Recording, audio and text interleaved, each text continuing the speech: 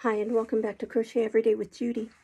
Today we're starting a new book, the Arabian Nights, and I'm going to read the introduction and possibly the first chapter, which is a whole tale in itself, so this might be a kind of a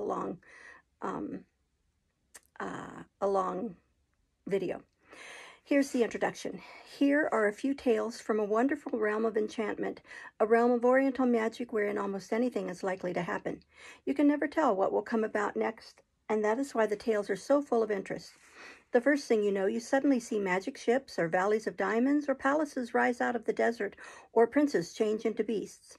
And the fine part of it all is that you can go on to another story just as good as was the last one.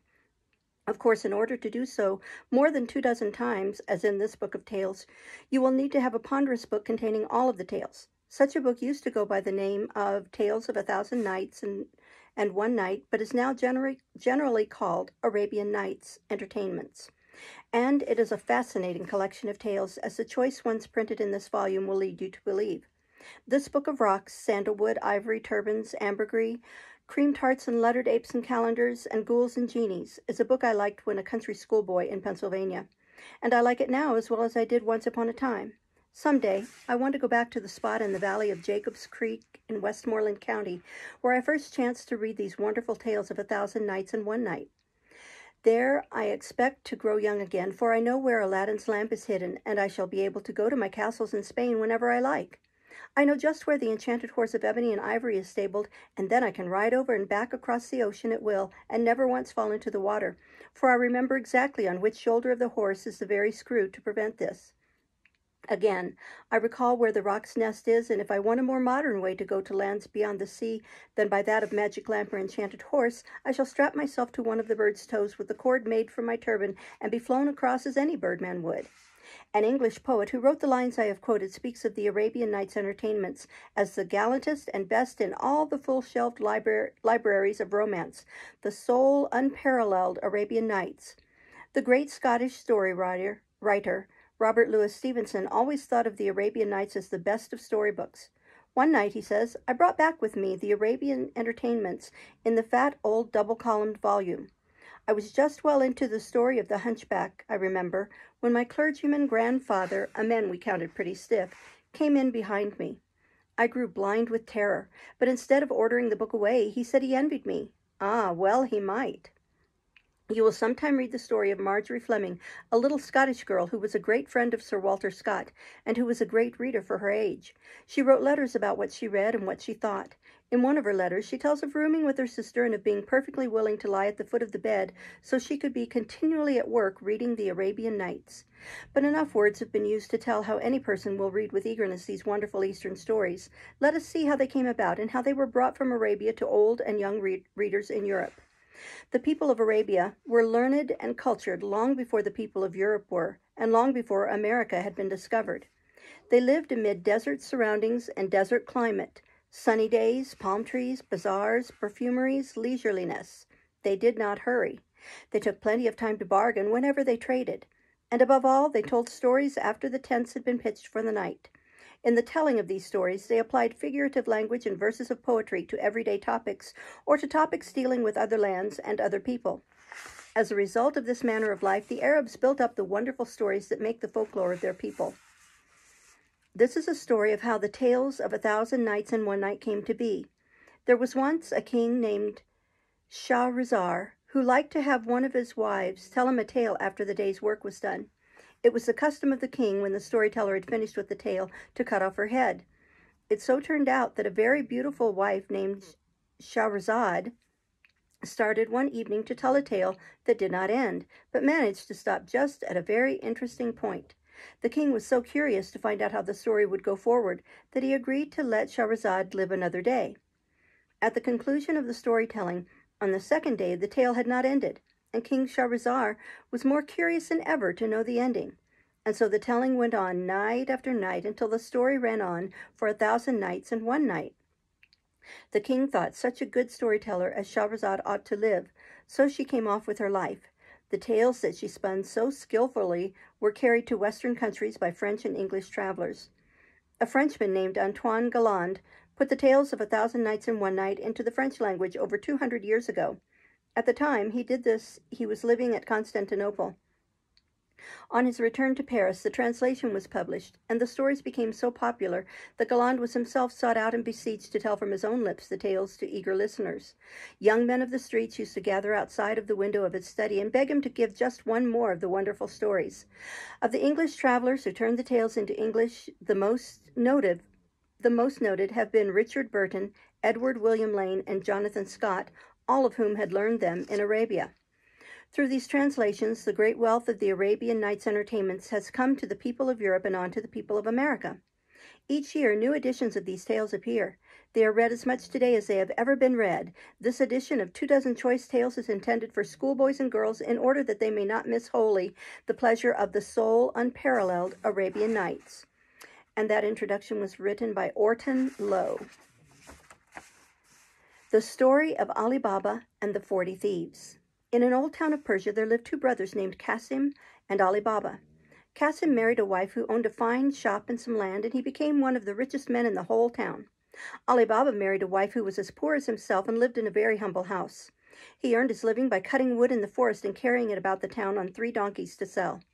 One day Ali Baba went to the forest and had nearly finished cutting as much wood as his donkeys could carry when he saw a thick cloud of dust rising high in the air, and which seemed to be coming toward him.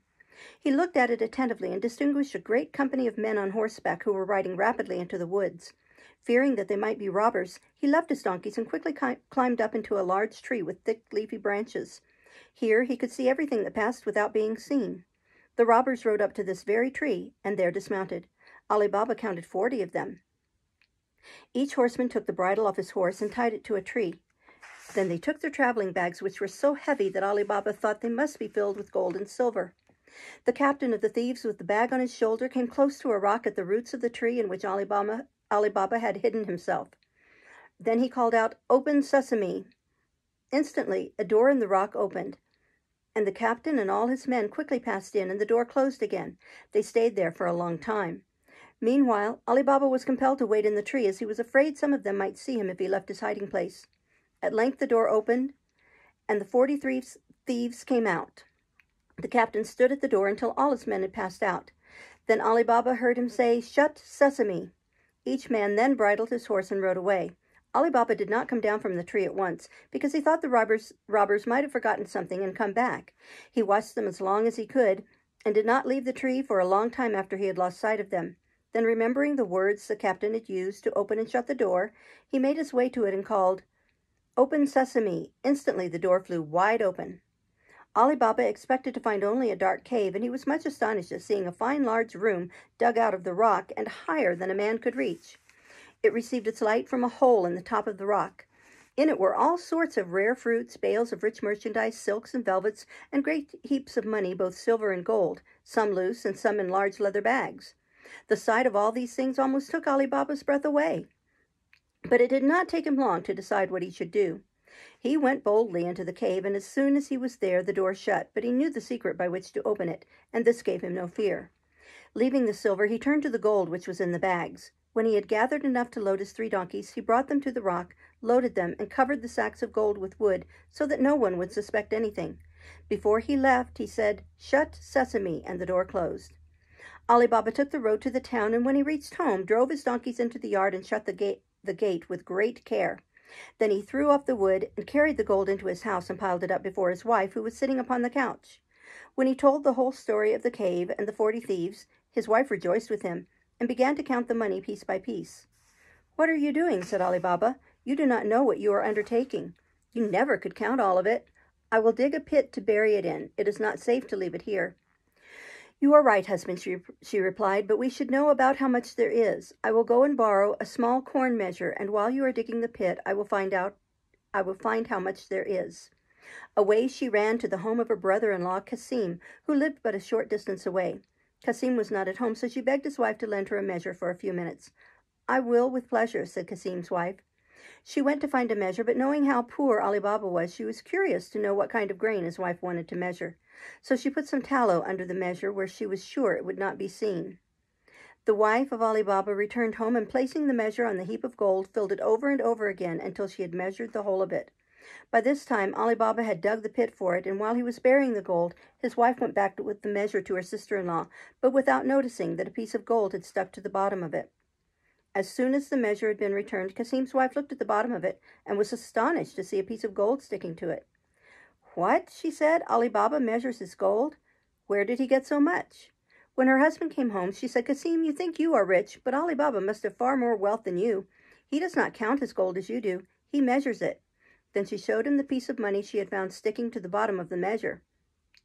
Far from feeling glad at the good fortune of his brother, Kasim grew so jealous of Ali Baba that he passed almost the whole night without closing his eyes.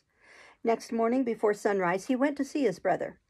"Ali Baba," said he, "you pretend to be a poor beggar, and yet you measure your money in a corn measure." Then Kasim showed him the piece of gold his wife had given him and added, "How many pieces have you like this one that my wife found sticking to the bottom of the measure yesterday?" From this speech, Ali Baba knew that Kasim and his wife must suspect what had happened. So without showing the least sign of surprise, he told Kasim by what chance he had found the den of thieves. He also told him where it was and offered to share the treasure with him. "I certainly expect this," replied Kasim in a haughty tone. "Otherwise, I will go and inform the police of it." Ali Baba even told him the words he must say to open and close the door of the cave. Kasim made no further inquiries of Ali Baba. However, he determined to seize the whole treasure and set off next morning before break of day with 10 mules carrying large hampers which he intended to fill. He took the road that Ali Baba had pointed out and soon found the rock and the tree. Having cried, "Open sesame," the door opened. He entered and it closed again. The greedy Kasim spent the whole day in feasting his eyes with the sight of so much gold, but he remembered that he had come to take away as much as his 10 mules could carry. Therefore, he filled his sacks, and coming to the door, he found that he had forgotten the secret words, and instead of saying, "Open sesame," he said, "Open barley." But the door, instead of flying open, remained closed. He named various other kinds of grain, but he could not think of the right one, and the door did not move. Kasim was not prepared for this.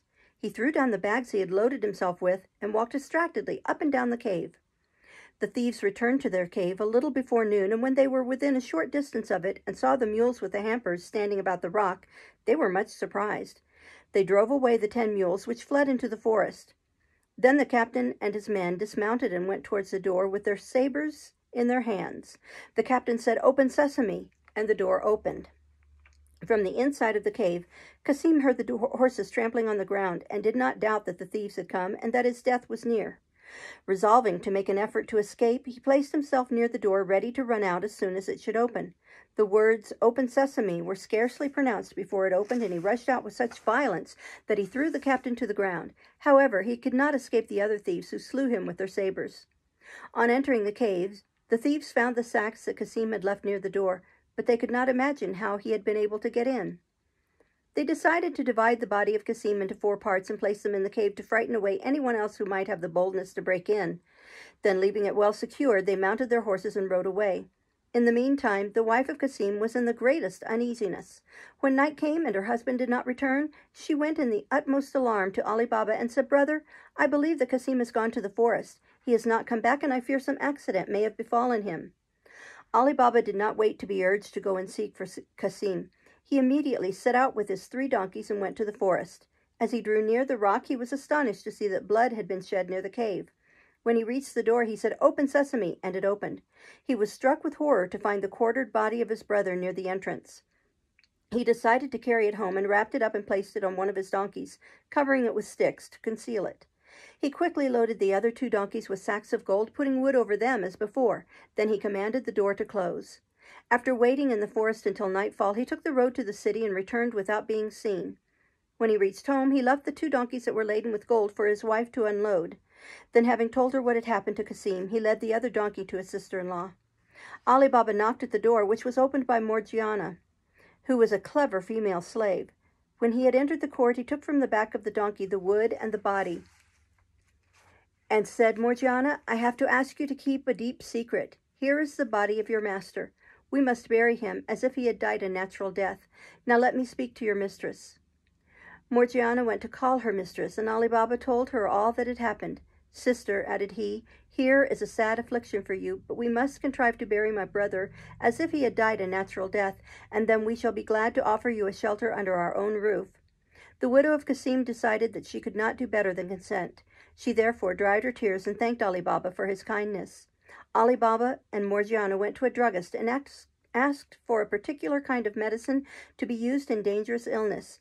The druggist gave her the medicine and asked who was ill in her master's family. "Ah," exclaimed she with a deep sigh, "it is my worthy master Cassim himself. He can neither speak nor eat." Meanwhile, as Ali Baba and his wife were seen in the course of the day going backwards and forwards to the house of Cassim, no one was surprised on hearing in the evening the piercing cries of his widow and Morgiana, which announced his death. At a very early hour the next morning, Morgiana betook herself to the stall of a cobbler named Mustafa. Coming up to him, she wished him a good day and put a piece of gold into his hand, saying, "Baba Mustafa, you must take your sewing tackle and come with me, but you must let me put a bandage over your eyes when we come to a certain street." At these words, Baba Mustafa began to shake his head. "No," said he, "you want me to do something wrong." But putting another piece of gold into his hand, Morgiana said, "I want you to do nothing wrong, only come with me and fear nothing." Baba Mustafa then followed Morgiana, and when they reached the street she had mentioned, she bound a handkerchief over his eyes and led him to Cassim's house. She did not remove the bandage until he was in the chamber where the body lay. Then she said, "Baba Mustafa, I have brought you here that you might sew these pieces together. Lose no time, and when you have finished, I will give you another piece of gold." When Baba Mustafa had finished his work, Morgiana blindfolded his eyes again before he left the chamber, and having given him a third piece of money, she led him to the place where she had first put on the handkerchief. Then she left him to return to his house. And so the body of Cassim was prepared for burial, which took place the same day. Ali Baba and Morgiana followed the body to the grave, but his widow remained at home to lament and weep with her neighbors, according to the usual custom. At the time of the burial, all her women friends came to her house, and joining their cries to hers, filled the air with sounds of woe. Thus the manner of Cassim's death was so well hidden that no one in the city had any suspicion of it. When the 40 thieves came back to their cave, they found the body of Cassim was gone, and with it much of their treasure. "We have been discovered," said the captain, "and we shall lose our lives if we are not very careful. All that we can now tell is that the man whom we killed in the cave knew the secret of opening the door. But he was not the only one, and another must have found it out too. Having slain one, we must not let the other escape. One of you must go to the city without arms and in the dress of a traveler, and try to discover the name and the residence of the man we killed." The thief who agreed to carry out this plan disguised himself so that no one could tell who he was. Then he set out at night and entered the city just as day was dawning. When he entered the square, only one shop was open, and that was the shop of Baba Mustafa the cobbler. Baba Mustafa was seated on his stool with his awl in his hand, ready to begin his work. The thief went up to him and wished him good morning. "My good man," said he, "you rise early to your work. You must find it hard to see clearly at this early hour." "Whoever you are," replied Baba Mustafa, "you do not know much of me. Old as I am, I have good eyes, and so you would have said if you had known that not long ago I sewed up a dead body in a place where there was no more light than we have now." The thief felt great satisfaction at having so soon found a man to give him the very news he wanted. "A body," said he, with attempted surprise. "Why sew up a dead body?" "Oh," replied Baba Mustafa, "I know. You want me to tell you all about it. Excuse me. But you shall not know another word." Thereupon, the thief drew out a piece of gold and putting it into Baba Mustafa's hand, said, "I have no desire to know any secret. The only thing I ask of you is to come with me and show me the house where you sewed up the dead body." "I cannot," replied Baba Mustafa, "and I will tell you why. They took me to a certain street, and there blindfolded my eyes, and then led me to the house. When I had finished, I was led back the same way." "But," said the thief, "you must remember the way you went after your eyes were covered. Come with me. I will put a bandage over your eyes, and we will walk together along the same streets and follow the same turnings. Come, here is another piece of gold." The 2 pieces of gold tempted the cobbler. "I cannot say," said he, "that I exactly remember the way they took me, but since you insist, I will do my best." So Baba Mustafa got up to go with him, and without shutting up his shop, he led the thief to the spot where Morgiana had put the bandage over his eyes. Here the thief, who had a handkerchief ready, tied it over the cobbler's eyes, and walked by his side, partly leading him and partly being led by him, till he stopped. The cobbler was exactly in front of the house which formerly belonged to Cassim, and where Ali Baba now lived. Before he took the bandage from his eyes, the thief quickly made a mark on the door with some chalk he had for the purpose. When he had taken it off, he asked him if he knew to whom the house belonged. Baba Mustafa replied that he did not live in that part of the town and could not tell him. As the thief found he could learn nothing more from Baba Mustafa, he thanked him for the trouble he had taken and left him to return to his shop while he himself took the road to the forest. Soon after this, Morgiana had occasion to go into the street and saw the mark which the thief had made on the door of Ali Baba's house. "What can this mark mean?" thought she. "Has anyone a spite against my master, or has it been done only for fun? In any case, it will be well to guard against the worst that may happen." Several of the doors, both above and below her master's, were alike, so she took some chalk and marked them in the same manner. Then she went in without saying anything of what she had done, either to her master or mistress. The thief, in the meantime, arrived at the forest and told the success of his journey. They all listened to him with great delight, and the captain, after praising him, said, "Comrades, we have no time to lose. Let us arm ourselves and depart. We will enter the city separately and meet in the great square before we go to find the house with the chalk mark." Thus the thieves went to the city in parties of 2 or 3 without causing any suspicion. The thief, who had been there in the morning, then led the captain to the street in which he had marked the house of Ali Baba. When they reached the first house that had been marked by Morgiana, he pointed it out, saying that was the one. But as they continued walking on, the captain saw that the next door was marked in the same manner. At this, the thief was quite confused and knew not what to say. And they found 4 or 5 other doors with the same mark. The captain, in great anger, returned to the square and told the first of his men he met to tell the rest that they had lost their labor and that nothing remained but to return to the forest. When they had reached the forest, the captain declared that the mistaken thief deserved death, and his head was at once cut off by his companions. Next day, another thief went to the city, found the cobbler, who led him to Ali Baba's house, whose door he marked with red. But a short time afterwards, Morgiana went out and saw the red mark and did not fail to make a similar red mark on all the neighboring doors. The thief, when he returned to the forest, boasted of his success, and the captain and the rest repaired to the city with as much care as before. The captain and his guide then went to the street where Ali Baba resided, but the same thing occurred as before. Thus they were obliged to return again to the forest, where the second thief had his head cut off. The next day, the captain himself went to the city, and with the help of Baba Mustafa, found the house of Ali Baba. But he did not waste any time in making marks on it. He examined it well and walked up and down before the house until it was impressed upon his mind. Thereupon he returned to the forest and told the thieves he had made sure of the house and had made a plan that they must help him to carry out. First, he sent them into the neighboring towns and villages to buy 19 mules and 38 large leather jars for carrying oil. One of the jars must be full of oil and all the others empty. In 2 or 3 days the thieves returned, and the captain made an armed man enter each jar and then closed the lid. Thus they appeared full of oil, and he also rubbed the oil on the outside of the jars. The mules were soon loaded with the 38 jars, and then the captain led the way to the city. He arrived there about an hour after sunset and went straight to the house of Ali Baba. He found Ali Baba at the door enjoying the cool evening air. He stopped his mules. "Sir," said he, "I have brought this oil from a great distance to sell tomorrow in the market. I do not know where to go to pass the night. If it will not cause you too much trouble, do me the favor to take me under your roof."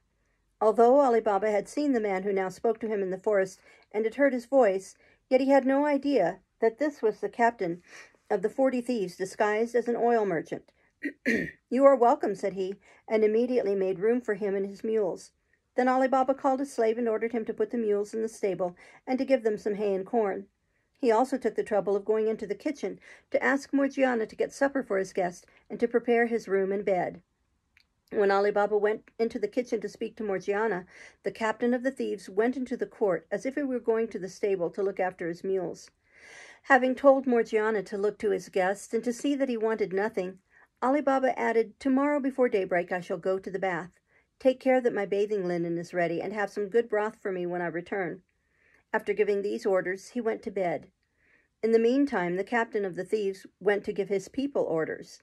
Beginning with the first jar and going to the whole number, he said, "When I shall throw some pebbles from my chamber, do not fail to rip open the jar from top to bottom with your knife." Having done this, he returned to the house, ate his supper, and was shown to his chamber. To avoid any suspicion, he put out the light and lay down in his clothes, ready to rise as soon as he had taken his first sleep. Morgiana did not forget Ali Baba's orders. She prepared his linen for the bath and gave it to a slave who had not yet gone to bed. Then she put the pot on the fire to make the broth, but while she was skimming it, the lamp went out. There was no more oil in the house, and she had no candles. At last, she went to take some oil out of one of the jars in the court. As she drew near to the first jar, the thief who was concealed within said in a low voice, "Is it time?" Although he spoke softly, Morgiana heard him. Any other slave except her would have made a great uproar at finding a man in the jar instead of some oil. But Morgiana imitated the voice of the captain and answered, "Not yet." She approached the next jar, and the same question was asked. She went on to them all in turn, making the same answer to the same question, until she came to the last, which was full of oil. By this means, Morgiana discovered that her master, who supposed he was giving a night's lodging to an oil merchant, has given shelter to 38 robbers. She quickly filled her oil can from the last jar and returned to the kitchen. After putting some oil in her lamp and lighting it, she took a large kettle and went again into the court to fill it with oil from the jar. This done, she brought it back again, put it over the fire, and made a great blaze under it with some wood. As soon as the oil boiled, she took the kettle and poured into each jar, from the first to the last, enough boiling oil to stifle and destroy the robbers. This being done without any noise, she returned to the kitchen and shut the door. Then she blew out the light and remained silent at the kitchen window to see what would happen. Before she had waited a quarter of an hour, the captain of the robbers awoke. He got up, opened the window, and looked out. All was dark and silent. He gave the signal by throwing the pebbles, many of which fell in the jars with a rattling sound. He listened, but heard nothing. He became uneasy at the delay and threw some more pebbles down. They all struck the jars, yet nothing moved, and he was at a loss to account for it. He went down into the court in great alarm and with as little noise as possible. He went up to the first jar and was just going to ask if the robber in it was asleep when he smelled burning oil. He went to the next jar and to the others in turn and discovered that all his men were dead. Terrified at this, he jumped over the garden gate and made his escape. When Morgiana saw that all was still and that the captain of the thieves did not return, she was overjoyed at the success of her plan. Then she returned satisfied to her room and was soon fast asleep. Ali Baba went to the bath before daybreak, followed by his slave. He was totally unaware of the events which had taken place in his house during his sleep. When he returned from the bath, he was surprised to see the jars of oil still standing in the court. He asked Morgiana why the oil merchant had not gone to the market. "My good master," said Morgiana, "may God preserve you and all your family. You will soon know the reason if you will take the trouble to come with me." Ali Baba followed Morgiana, and when she had shut the door, she took him to the first jar and bade him look in and see if it contained oil. He did as she desired, and seeing a man in the jar, he hastily drew back and uttered a cry of surprise. "Do not be afraid," said she. "The man you see there will not do you any harm. He has attempted it, but he will never hurt you or anyone else." "Morgiana," exclaimed Ali Baba, "what does all this mean?" "I will explain," replied Morgiana, "but be careful not to arouse the curiosity of your neighbors. It is very important that you should keep the matter secret. Now come and look in all the other jars." Ali Baba examined all the rest of the jars until he came to the last, which contained the oil, and he noticed that its oil was nearly all gone. At last he said, "And what has become of the merchant?" "The merchant," replied Morgiana, "is no more a merchant than I am." Then she described the marks made upon the door and the way in which she had copied them. "You see," said she, "that a plot has been made by the thieves of the forest. There are not more than 3 of them left, but you will do well to be on your guard against them so long as even one remains." Ali Baba was full of gratitude and replied, "I will reward you as you deserve before I die. I owe my life to you, and from this moment give you your liberty, and will soon do still more for you." Meanwhile, the captain of the 40 thieves had returned to the forest full of rage and determined to revenge himself on Ali Baba. Next morning he awoke at an early hour, put on a merchant's dress, and returned to the city. He took a shop and brought some wares to sell in it. This shop was exactly opposite that which had belonged to Cassim, and was now occupied by the son of Ali Baba. The captain of the thieves soon made friends with the son of Ali Baba, who was young and good-natured. He often invited the young man to sup with him and gave him many rich gifts. When Ali Baba heard of it, he decided to make some return for this kindness of the merchant. He little thought that the pretended merchant was really the captain of the thieves. So one day he asked the merchant to do him the honor of supping and spending the evening at his house. "Sir," replied he, "I am grateful for your kindness, but I must beg you to excuse me. I never eat of any dish that has salt in it, so I could not eat at your table." "If this is your only reason," replied Ali Baba, "it need not prevent you from coming to supper with me. The bread which is eaten in my house does not contain any salt, and I promise you there shall be none in the meat which is served to you." So Ali Baba went into the kitchen and asked Morgiana not to put any salt into the meat she was going to serve for supper. Morgiana could not help being annoyed at this and asked, "Who is this man who cannot eat salt? Your supper will be good for nothing without it." "Do not be angry," replied Ali Baba. "He is a good man. Do what I wish." Morgiana obeyed, but she felt some curiosity to see this man who did not eat salt. On looking at the pretended merchant, she instantly knew him to be the captain of the robbers in spite of his disguise. She saw that he had a dagger hidden under his dress. "I am no longer surprised," said she to herself, "that this villain will not eat salt with my master. He is his greatest enemy and means to kill him, but I will prevent it." When supper was ended, the captain of the 40 thieves thought that the time had come for revenging himself on Ali Baba. But Morgiana did not allow him time to carry out his wicked plans. She dressed as a dancer and wore a girdle round her waist to which was fastened a dagger. Her face was hidden by a very handsome mask. When she had thus disguised herself, she made a curtsy and performed several dances. At length, she drew out the dagger and plunged it into the heart of the robber. Ali Baba and his son were terrified at this. "Wretch!" exclaimed Ali Baba, "what have you done? You have ruined me and my family forever." "What I have done," replied Morgiana, "is not for your ruin, but for your safety." Then, opening the robber's robe, she showed Ali Baba the dagger which was concealed under it. "Look carefully," said she, "and you will recognize the pretended oil merchant and the captain of the 40 thieves. Do you now see why he refused to eat salt with you?" Ali Baba now saw that he owed Morgiana for thus saving his life a second time. He cried out, "Morgiana, some time ago I gave you your liberty, and at the same time promised to do more for you at some future time. That time has now arrived, and I present you to my son as his wife and welcome you as a daughter." A few days after this, Ali Baba's son and Morgiana were married. After the marriage, Ali Baba decided to again visit the cave of the 40 thieves. On reaching it, he dismounted and went up to the door and repeated the words, "Open sesame." At once the door opened and he entered the cave. He found that no one had been in it from the time that the pretended merchant had opened his shop in the city. He therefore knew that the whole band of thieves had been killed, and that he was the only person who knew the secret of the cave. From that time, Ali Baba and his son, whom he took to the cave and taught the secret, enjoyed its riches and lived in great happiness and comfort to the end of their lives. Tomorrow, we'll tell the story of Sinbad the Sailor. Thank you. Bye-bye.